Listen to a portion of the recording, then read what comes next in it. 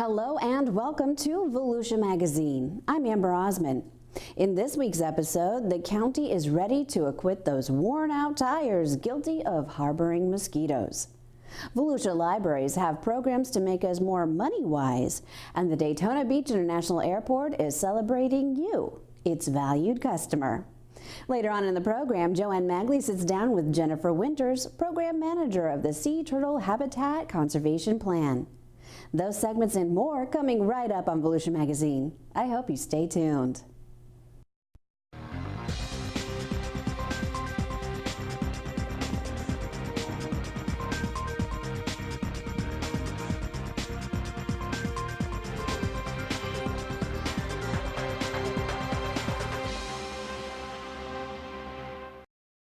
Volusia County Mosquito Control needs your help to fight the bite. With mosquito season on its way, Volusia County is ramping up efforts to combat the pesky insects. Tires are notorious for breeding thousands of mosquitoes. Filled with water, they're a potential breeding ground for the biting female mosquito. But that's not the only reason mosquitoes get comfortable in the tires. After sitting around for a while, tires can become filled with nutritious leaves for mosquitoes to feed on for energy. As part of its efforts to reduce the mosquito population, Volusia County Mosquito Control will hold a tire amnesty event from 8:30 a.m. to 2 p.m. Tuesday, April 18th. 4 locations throughout the county will accept the tires: the Tomoka Landfill, Robert Strickland Park, River Breeze Park, and the Volusia County Fairgrounds.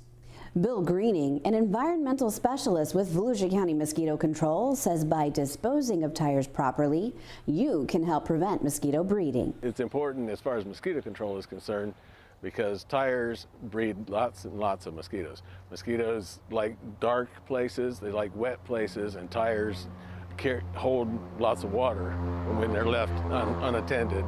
Also, the mosquitoes that prefer these tires are also most of the mosquitoes, the artificial container mosquitoes that breed the mosquitoes that transmit diseases. There is no charge to dispose of tires. However, commercial tires will not be accepted, and there is a limit of 8 tires per person. In addition to disposing of old tires, residents can take other simple measures to help fight the bite, including ensuring there is no standing water around your property, replacing water in bird baths and pet dishes at least once a week, and cleaning out leaves, troughs, and gutters. For more information about the Tire Amnesty event, you can call 386-424-2920. To learn more about mosquito control, you can visit volusia.org/mosquito. The Daytona Beach International Airport wants to say thank you to all of you. To show their gratitude to the community for its support and patronage, the airport will host a Community Appreciation Day from 10 a.m. to noon this Saturday, April 22nd. During the event, attendees will learn about the many flights out of Daytona Beach on American Airlines, Delta, and JetBlue, as well as the amenities and services the airport provides to make travel as convenient and stress-free as possible. We want to continue to maintain our numbers and increase our numbers in the next few years. And it's not going to be because of me, it's going to be because of the community. And it's been because of the community that the airport's been successful in the last couple of years. So we want to say thanks, and we also want to bring awareness. To increase air service, we need the public to fill the seats to use the airport instead of driving to another airport. It's amazing that some of the people in the community still don't realize that JetBlue is here and all that we have to offer. And I think once you come in and see how nice the airport is and see how easy it is to get around, you'll think twice before trying to book your flight somewhere else. While there, visit the airport's table on the 2nd level. If you're one of the first 50 to stop by, you'll receive a free t-shirt from the Daytona Beach International Airport. And make sure to say hello to Sheldon, the official mascot of the Daytona Tortugas, and he will be greeting guests and posing for photos.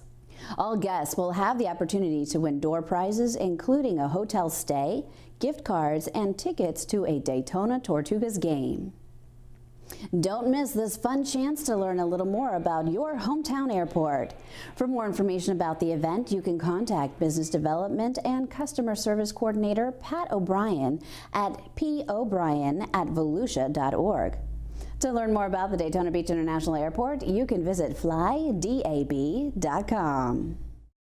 Adopting a pet is a great way to bring joy into your home and make a difference in the community. At the Halifax Humane Society, it's an exciting time as they seek to provide a more positive and educational visitor experience as they reimagine the future for animals in our community. This week on Volusia Here and Now, Shelley Sofranik learns more about the changes happening to the 79-year-old organization.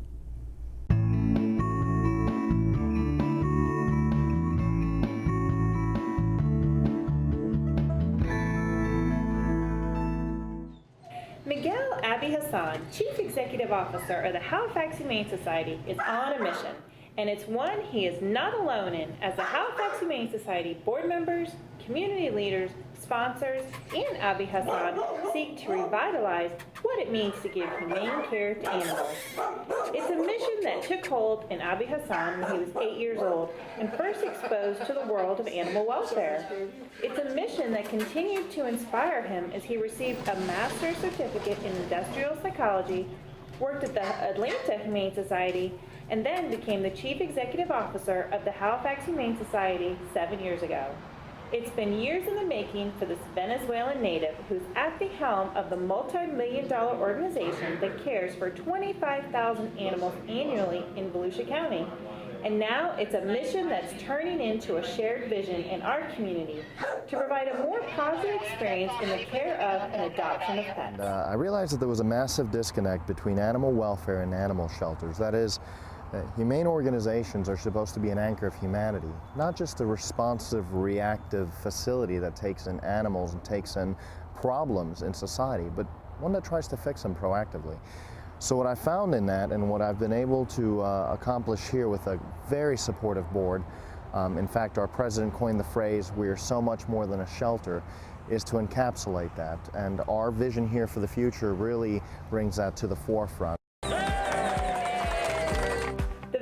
Expansive and already well underway.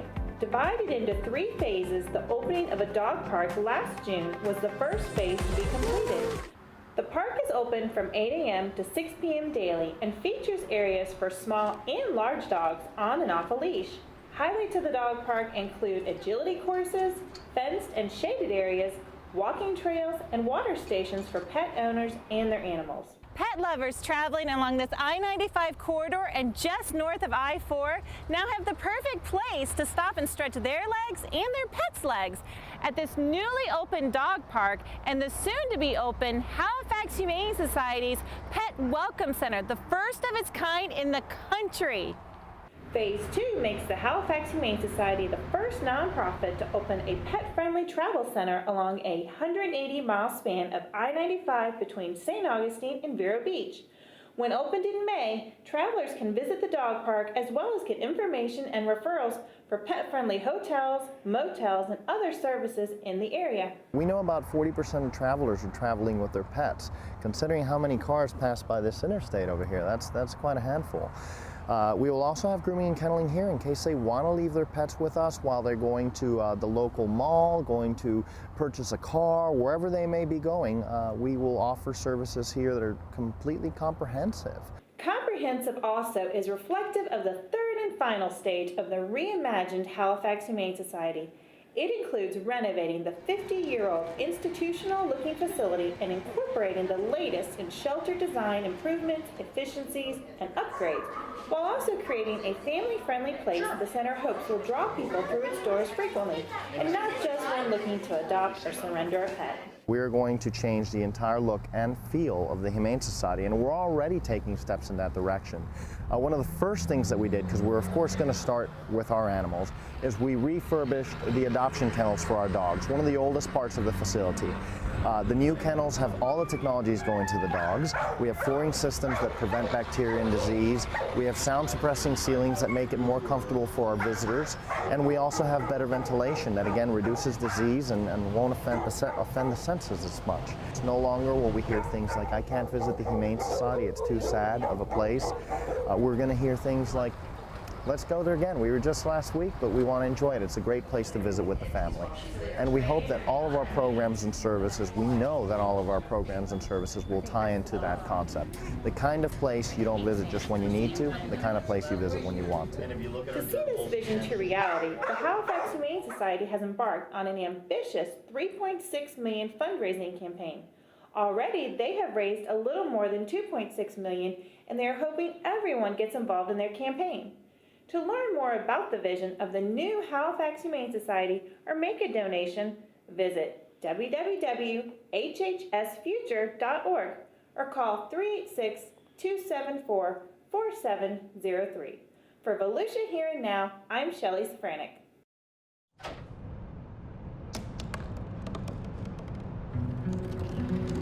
They said I couldn't dream. Called me a piece of trash and swore that's all I'd ever be.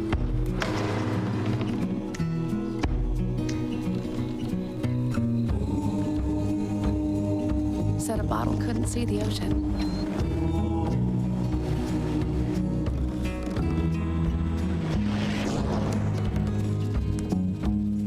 Give up. Go back to the dumpster. But I didn't listen. I made my way.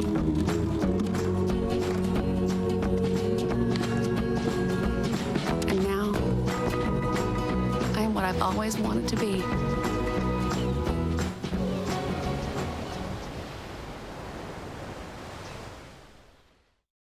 More than 1 billion people around the world will celebrate Earth Day on April 22nd. They will bring environmental issues onto the world stage and take part in local events geared toward promoting environmental awareness.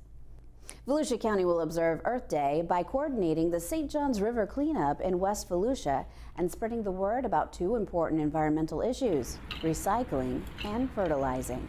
So it's just about raising awareness so we all learn how to conserve our resources. Instead of discarding our materials, we can recycle, reuse them, we can reduce our use, and there's many, many different ways. Did you know the United States produces 50 million tons of electronic waste a year? Electronic waste, or e-waste, is any electronic device that is discarded. E-waste includes televisions, computers, monitors, printers, and stereo equipment. Fortunately, the simple solution to limiting the dangerous effects of careless e-waste disposal is safe and responsible recycling. You can bring your old electronics to the recycling centers at the Tomoka Landfill in Port Orange or the West Volusia Transfer Station in DeLand. Staff there will dispose of them safely. Volusia County's environmental specialists are also urging homeowners to follow the summertime fertilizer ban from June 1st through September 30th. During this time, residents and lawn care companies may not apply nitrogen or phosphorus to lawn and landscape plants. The Volusia County Council passed the summertime fertilizer ban in 2014 to protect the county's springs and surface waters. The ban is during June 1st to September 30th. Because that's our rainy season. And when you put fertilizer on during the rainy season and you get some of these gully washers that we get, 2 inches of rain, it just washes it right off and out into our surface water bodies. And the other thing it does too, it washes fertilizer down through the soil column past the root zone. And when it does that, it's just free to flow into the soil, into the aquifer, and it can come up in one of our springs and cause algal blooms and fish kills and things of that nature. Let's make every day Earth Day in Volusia County. You can find more tips to reduce your carbon footprint at greenvolusia.org. You work hard for your money. Why not make your money work hard for you? Learn how to stretch your dollars during Money Smart Week, April 22nd to 29th at the Volusia County Public Library System. The county's 13 library branches will host more than 70 Money Smart programs, ranging from story times for children to estate planning for adults. Money Smart Week was an initiative started by the Federal Reserve Bank of Chicago and the American Library Association just to promote financial programs in the libraries to the public. Just all kinds of different programs in the spirit of Money Smart Week. Financial advisors will share information about investments and identity theft, and a professional couponer will offer tips on maximizing your savings with coupons. Money Smart Week is a national public awareness campaign designed to help consumers better manage their personal finances. For a complete list of local library programs, you can visit volusia.org/moneysmart.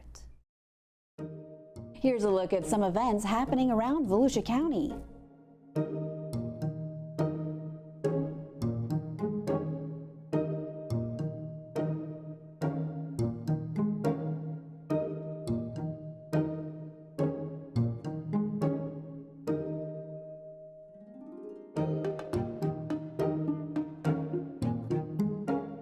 For more events and county news, visit volusia.org. The turtles are headed back to our Volusia shores. So, joining the Director of Community Information, Joanne Magley, is Jennifer Winters, manager for the Sea Turtle Habitat Conservation Plan, to discuss the upcoming turtle nesting season. Thanks, Amber. Well, with turtle season right around the corner, residents and visitors to our beaches need to be aware of what it takes to ensure a successful nesting season. So joining us in the studio is Jennifer Winters, the county's Habitat Conservation Plan Manager for Volusia County Environmental Management. Hi, Jennifer. Hi, how are you? Good, thanks for being here today. So turtle season begins May 1st and it runs through October 31st. Give us an overview of turtle season and why it's so important for us to educate the public about it. Okay.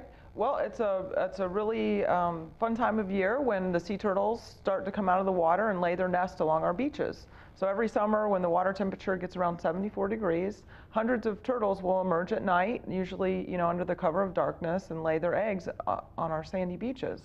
But of course we have millions of visitors who also like to use our beaches, so there's a lot of things that we try to educate people about on how they can help protect the sea turtles and their nests. So what type of sea turtles nest on our beaches, and give us an idea of the length of time from when a turtle comes onto the beach and lays its eggs to when those eggs hatch? Well, there's three most common species of sea turtles, which are the loggerhead, the green, and the leatherback sea turtles. Loggerheads nest in the hundreds here, while greens and leatherbacks nest in much fewer numbers, usually in the teens. And so from the time the sea turtles lay their eggs, they usually incubate for about 60 to 70 days before the turtles hatch. And depending on the species, some species take a little bit longer, so they can go all the way up to 80 days. And we document each nest from the date it was laid, and then we can monitor it and have a good idea of when we expect it to hatch. And anybody visiting the beaches will notice when there's a sea turtle nest because you rope it off with yellow tape so that people know not to go into that area. Right. So tell us what measures the county tries to put in place to make sure that there's as least impact to the turtle nests as possible. Well, there's a few different things, and most of it has to do with beach driving. Because we have so many vehicles that use our beaches, we have different areas of beach that is off limits to vehicles.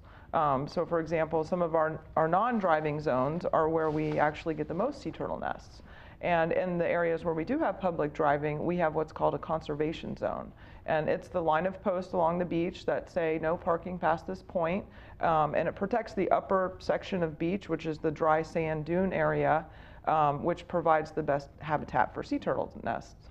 So talk a little bit about the federally approved plan that Volusia County has, our Habitat Conservation Plan, because this is really the leading guidelines for everything that we do here on the beach. Right. It is a very integral part of how the Volusia County beaches are managed and maintained.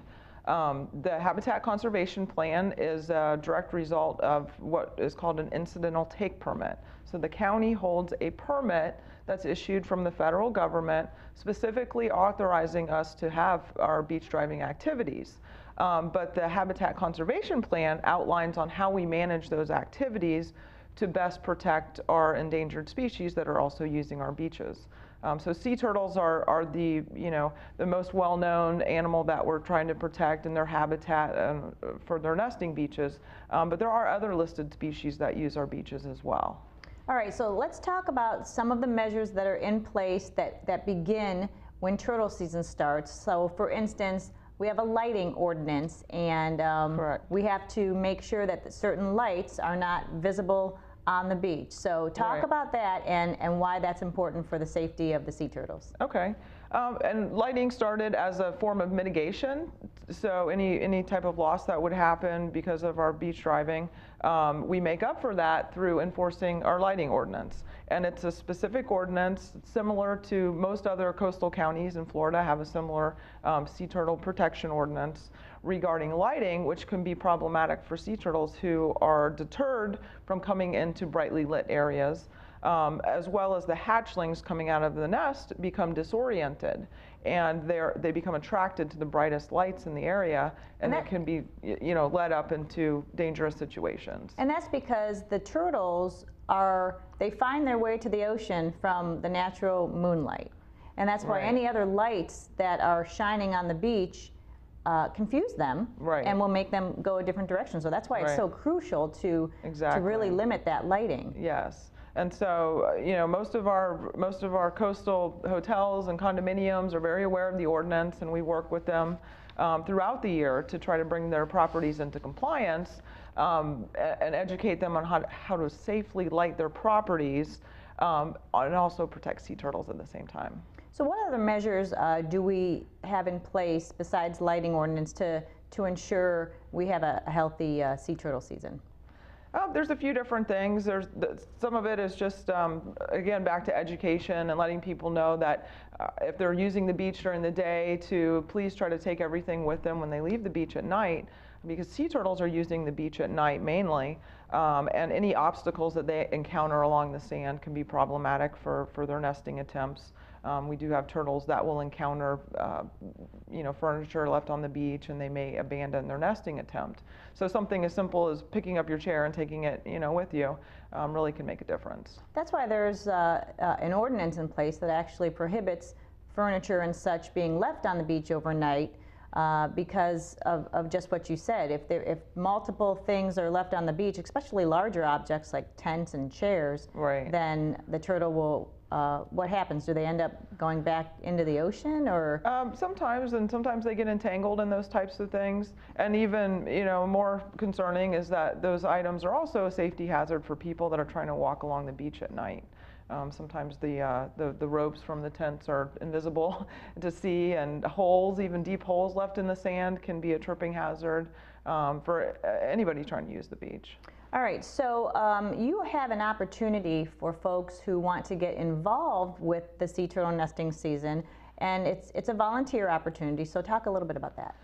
We do. We have a couple different volunteer organizations, but the one directly dealing with sea turtles is called the Washback Watchers Volunteer Program, which we try to recruit people who like to walk along the beach. A lot of our residents participate, and what we do is train people on how to identify sea turtles that may have been washed back in late in the summer when the turtles are out in the peak of the season.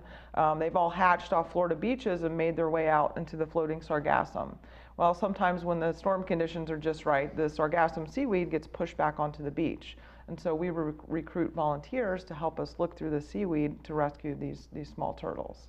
And do you also have volunteers that help monitor nests and such? We do. There's a small army of volunteers that are going out every morning, and they're marking all of the sea turtle nests every day, each morning before we open the beach to driving. What other behaviors do you monitor when it comes to the sea turtles during the season? Well, each nest is checked every day, so we're looking for crawl tracks along the sand. And sometimes a turtle emerging from the ocean will result with eggs being laid in a nest that we need to protect. But in other cases, they'll emerge and they'll do what we call a false crawl. And in those cases, we'll document the false crawls, but we don't need to mark anything off because they didn't leave any eggs buried in the sand. But each of those nests will be checked every day all the way through until the time that they hatch. In addition to checking the nests, we also start going out in the evenings when the nests are due to hatch to remove any obstacles that may be in the way from the nest to the water's edge. You mentioned earlier the hatchlings. Once they get out to sea, sometimes they get pushed back due to high tide or severe weather, and we call those the washbacks. So when washbacks are on the beach, if a person should come across them, what should they do? Really the best thing is to notify a beach safety officer nearby or a lifeguard if they can. During the nesting season, depending on the circumstances, there may be a different way to handle each individual case. So the biggest thing that we want to do is just to notify the proper people and determine what help we can get that turtle. And can you tell us what happens to the washbacks? They go to the Marine Science Center, and then what happens from there? They do. They get collected and they get rehabilitated. The hospital at the Science Center will assess their health and keep them in small pools and actually hold them until they're strong enough to go back offshore.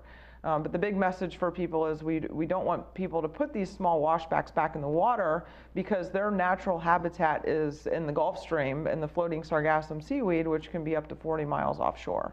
So we help get them back out there with the help from boats like the Coast Guard and that sort of thing. And a lot of times these sea turtles are exhausted. If they've washed back to shore, they're exhausted, or like you said, they're sick, so putting them back in the water is not... It's not going to help them. It just prolongs their suffering. So we try to collect them and get them all down to our hospital. All right, so how can people find out more about turtle season, what they need to do to help ensure a safe season, or if by chance they want to volunteer? Well, there's tons of information on our website. We have a direct website through volusiaseaturtles.org. And you can read and find a lot of different contact information for volunteering, as well as information about the Sea Turtle Lighting Ordinance and how to comply with that. In addition, the Marine Science Center in Ponce Inlet is our main educational outlet. And so if you go down there and you want to have some interactive learning experiences, that's a great place to go, and they'll tell you all about the nesting season. All right, well, Jennifer Winters with the county's Environmental Management Division, thank you so much for being here today. Thank you for having me. Amber, back to you. Thanks, Joanne, and thank you too for watching Volusia Magazine. If you have any questions about the show, you can feel free to give us a call at any of the numbers you see listed here, or you can log on to volusia.org and click on the News tab at the top of the screen to find us. And we hope you won't forget to listen to Volusia Today. That's Volusia County Government's weekly public radio broadcast. Volusia Today airs every Tuesday, Wednesday, and Sunday mornings on the local radio stations you see on your screen. For Volusia Magazine, I'm Amber Osman, and I hope you have a wonderful evening.